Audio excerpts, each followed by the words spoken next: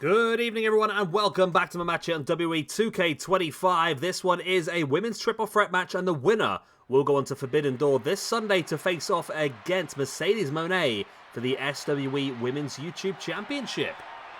So 3 top women here, and doing pretty well in our universe mode as well. I mean, the one who's doing the worst is the first one here, Stephanie Vaquer. I mean, she's done alright this year. She's +2 from 2 this year, which is +2 from 8 overall. She only debuted in 2024 and came out level with a 0 after 6 matches. And this year we're hoping she's really going to elevate that up. Of course, she is one of the best wrestlers in the WWE at this point in time, as much as Triple H doesn't seem to want to book her very often, that is. But in our universe mode, like I said, +2 for this year. And we're going to give her these chances, but it's all up to her now to grab them by the horns. Pun intended. 46th position in our ranking system. But moving up to a higher part of the ranking system, we have got Megan Bayne, who has had a fantastic year so far, debuted in 2025 and currently sits on +5 after 5 matches.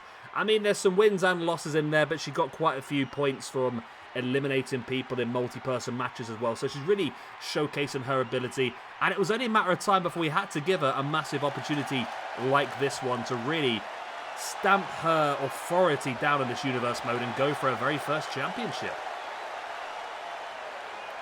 It's a new Megan Bayne I'm using, by the way, because I've finally got through a chunk of my rise, been able to unlock some of the people. I like this one. It's amazing I had to play through my rise just to unlock a headband. It was really frustrating, it really is, but there you go. And then finally, someone who I believe... Am I right? Am I wrong? I am right. Is making their debut here in 2025. This is Mayu Iwatani, one of apparently the best wrestlers in the world. If you go onto Cage Match, which I know some people hate, but if you go onto Cage Match, go onto the wrestler screen and sort the female wrestlers by rating, Mayu Iwatani comes at number 1 or number 2 at the moment. She is very high up there, very well regarded. Recently jumped from Stardom over to Marigold, but she's currently 4th in our ranking system with a +10 after 13 matches, which pound for pound is one of the best scores we do have in that system. And here's an opportunity with her first appearance of the year to showcase exactly what she can do. Again, talking about annoying cause, I had to go and buy this hairstyle. I had to, because I can't be bothered to play the island properly, I had to go and buy actual in-game currency with real money just to buy a hairstyle to be able to get this core, but I think it's worth it, because I've got nothing better going on in my life at the moment, so why not? Right then, we are underway, so triple threat rules do apply, so first pinfall or submission will take the victory. Of course, no disqualification, no countouts.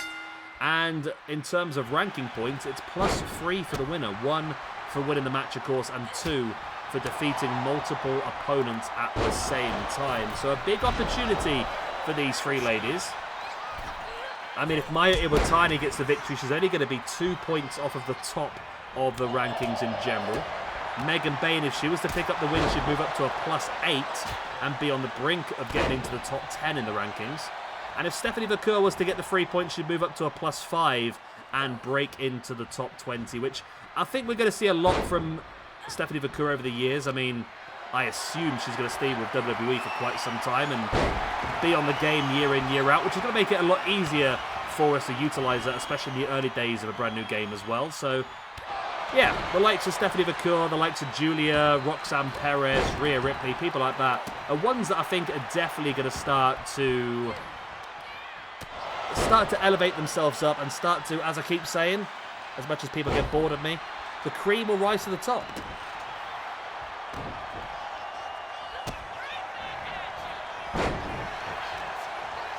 Megan Bayne now sending... And Megan Bayne is the powerhouse in this one. She's showcased great ability in the last few weeks. I mean, getting a singles victory over the likes of Rhea Ripley, which is amazing. Of course, she actually wrestled Rhea Ripley again a couple of weeks ago. I can't remember what the result was now. She did the best 2 out of 3 falls match, didn't they, at Mayhem pay-per-view, which was very impressive as well. But we had to give her this opportunity to really get her teeth into a potential very first championship. I mean, Mercedes Moné is no pushover at all, but the chance to appear at our pay-per-view and fight for a championship is a massive reward for anybody. I mean, I don't know who I fancy to win this one, to be honest. It really could go either way. I feel like Megan Bayne might be the very slight underdog just because of the experience edge. But when it comes to powerhouse-esque, I mean, it's difficult to say. I'm not saying Megan Bayne's an underdog because she's not great. I'm just saying because of how good Stephanie Vaquer and Mayu Iwatani actually are. And it's bad to think that, I mean, it's a little bit different now, but Mayu Iwatani, up until a year or so ago, was wrestling for Stardom. Stephanie Vaquer, up until about a year or so ago, was wrestling for CMLL. This really was a match that could have happened at Forbidden Door. But the WWE had to go and ruin it, didn't they?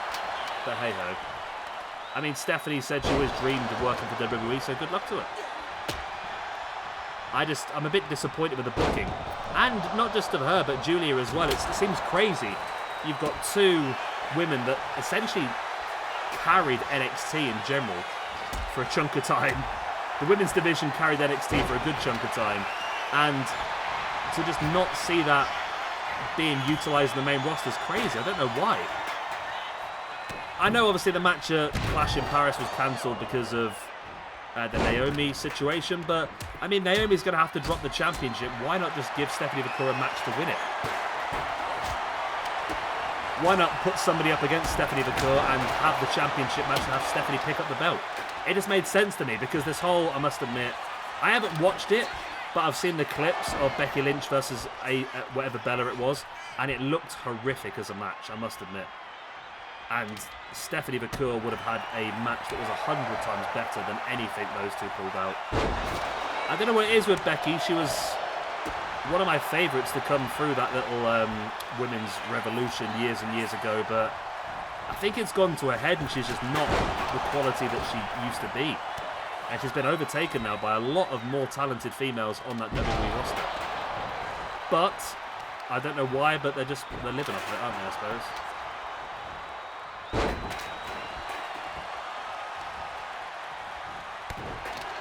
Iwatani now in control. Big boot into the back of the leg of Stephanie Vaquer, now bringing Megan Bayne back up to a standing base. Megan fighting back, a lovely strike in the face, and then look at this bear hug attempted, but there's the back elbows by Mayu Iwatani. He springs off with a crossbody, and Megan Bayne just takes a step backwards, and Iwatani crashes and burns. As Vaquer now with a steel chair right between the eyes of Iwatani and between the eyes of Megan Bayne as well. And that's what you need to do, I suppose, to keep the powerhouse monster of Megan Bayne down, is utilise whatever you can. If that's a steel chair, then go for it. Running knee strike into the corner.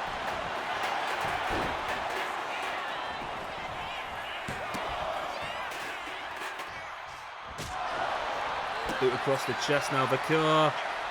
Taking Iwatani up. I don't like that. I wish people would just go back to using the package pile driver. This whole package backbreaker thing is just not my... Do it properly. Megan Bayne now taking up. Oh, nice Falcon arrow on Stephanie Vaquer, but Mayu Iwatani's back up to her feet. I mean, no matter who wins this, it's going to be an outstanding match up against Mercedes Moné. Lovely running dropkick there by Vaquer, and a stiff clothesline to take down Mayu Iwatani as well.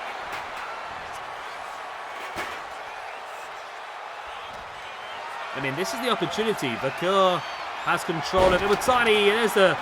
Wow. Okay, the Falcon arrow onto the steel chairs, but Megan Bayne was back up at her feet. That was your chance there when Megan Bayne was down to just try and finish off your opponent, but that's to be the case. And there's a kendo stick right across the head of Stephanie Vaquer. Megan Bayne went for the pin, but obviously it wasn't able to get the 3 count. Iwatani getting rolled through there by Stephanie Vaquer, sent off the ropes by Megan Bayne, caught into the four-way slam position and launched across the ring. And Iwatani there with a super kick, and Megan Bayne flew backwards and hit her head on the grounded steel chairs. That could be enough, you know. It's only a 2 count. Now up on the ropes, looking for the drop kick again. Vaquer able just to step out the way. Megan Bayne now taking Iwatani up on the shoulders.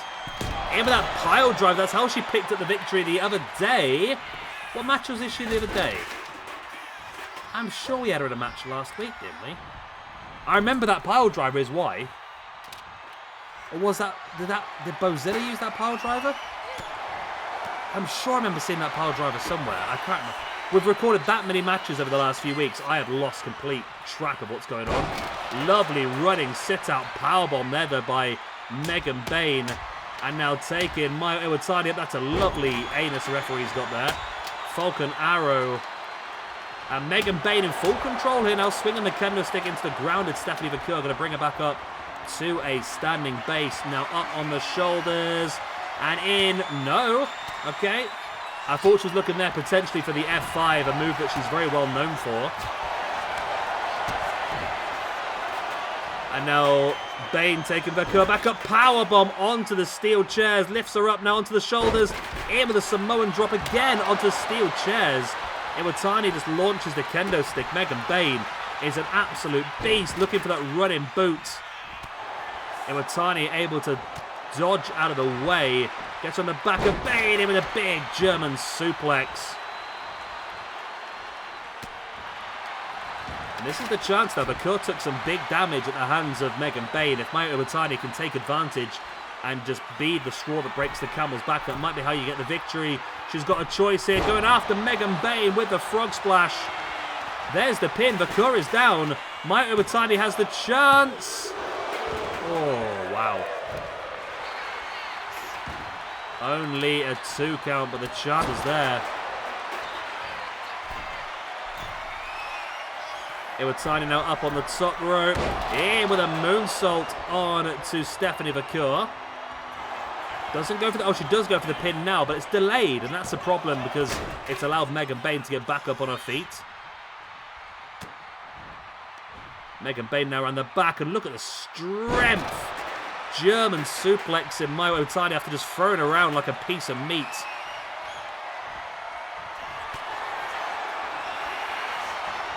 Megan Bayne now T-bone suplex on Vaquer. And Mayu Iwatani once again just throwing a kendo stick. She's enjoying that. And now in with a moonsault once again by Mayu Iwatani on Stephanie Vaquer. Bayne's back up on her feet as well, though. And Iwatani just has that speed advantage. Look at that, though. The power and strength advantage of Megan Bayne just flattening Iwatani. Bayne dropping to the outside.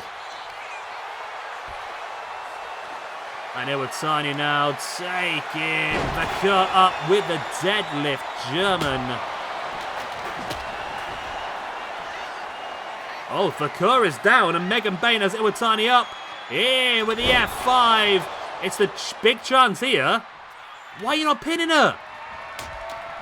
Oh, what a disaster that is for Megan Bayne. She's just dominated Mayu Iwatani and didn't go for the pin. Brings Stephanie Vaquer back up into a powerbomb position. Going to drop her face first.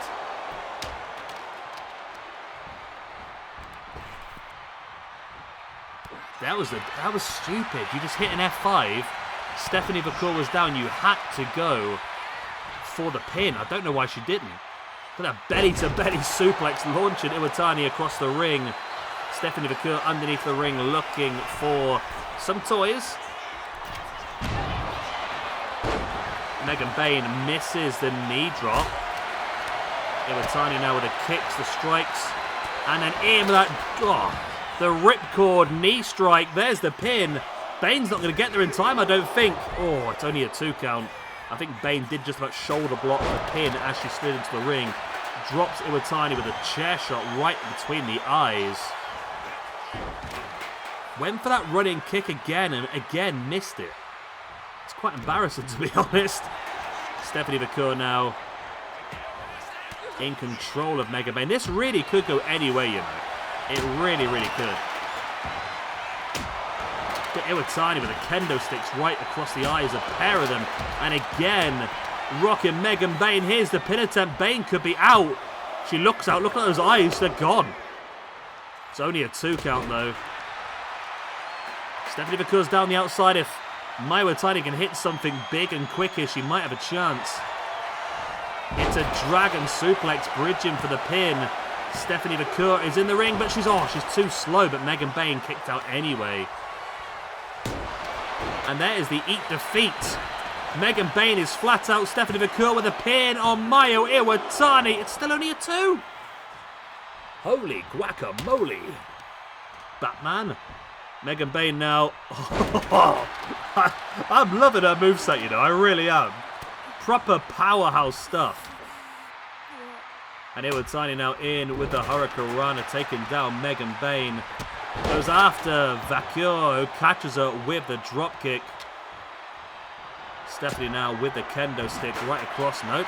Megan Bayne rolled out the way. Gets her in the back. In with a backbreaker. Iwatani back in the ring as well. And look at Stephanie's just gone brutal now. Just gone ground and pound.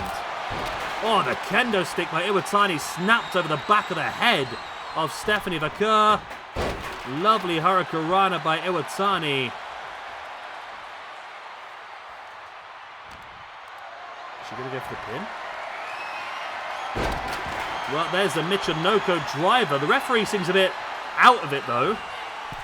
As Iwatani now heads up to the top. Frog splash landed on Stephanie Vaquer. Megan Bayne's back up on her feet now as well, though. Taken down Iwatani. Bayne, you just got to pin Vaquer here. She's been done over. Nope. Decides against it. That's a big slam. That could be it, you know. Stephanie Vaquer is flat out. Referee gets down for the 1. Very slow count by the referee. Oh, the referee has screwed Megan Bayne here. That was the slowest count I think I've ever in this game. That was mad.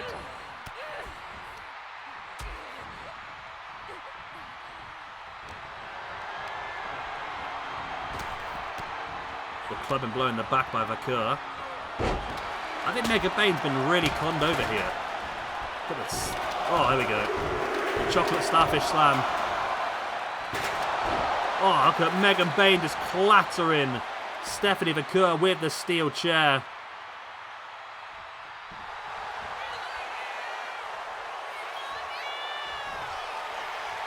And now Iwatani up on the shoulders. Nope. Slips free from the F5 and got slapped and goes back up on the shoulders. This time Iwatani. No, she slips free again. Oh, Megan Bayne. That's not Megan Bayne. Stephanie Vaquer just snapped the kendo stick across the back of Iwatani. Goes to the pin, but Megan Bayne's just stood there. Why bother? All that's going to happen is you're going to get a kick in the spine. Vaquer now. I've got to switch that. I've got to switch it, you know, and just get rid of the old that backbreaker thing and just turn it into an actual package pile driver. Lovely dropkick right in the back of the head.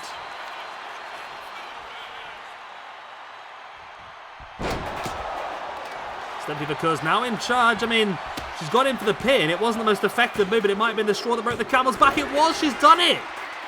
Stephanie Vaquer has picked up the victory. Mayu Iwatani in her first match of the year moves down to a -1 for the year, +9 overall. And then we've got Megan Bayne, who's hovering around here somewhere. I'm sure I've seen you. Where are they? They've seen you. There you are. With that loss, then she moves down to a +4 for the year, and of course +4 overall because she had debuted this year.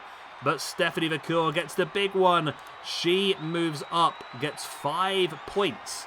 No, she gets 3 points, sorry, from this. I was reading and writing at the same time. She gets 3 points from this match, moves it up to a +5 overall. She jumps from 46th position up to 20th and now guarantees herself a place at the pay-per-view on Sunday to face off against Mercedes Moné for the chance to win back the SWE YouTube Championship she lost to Mercedes Moné only a few weeks back. Really good match, this one. I said it could have gone either way, and it's gone the way of Stephanie Vaquer, and it gives us that cracking match now at Forbidden Door. Mercedes Moné versus Stephanie Vaquer for the SWE Women's YouTube Championship.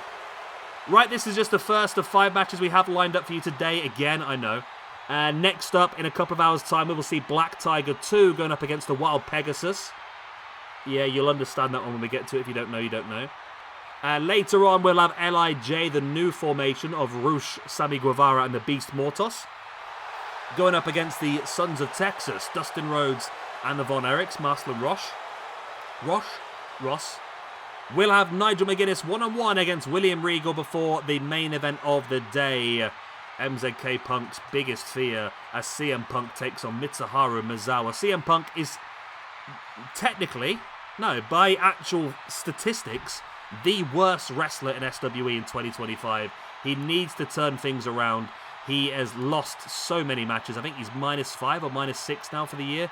He's having an absolute disaster session, and he needs to pick up some big wins in matches like this evening. Right, he's -6 for the year as CM Punk. I'm Olivia Levy. Good night. God bless. I'll see you again very, very soon for our next match of the day. Bye-bye.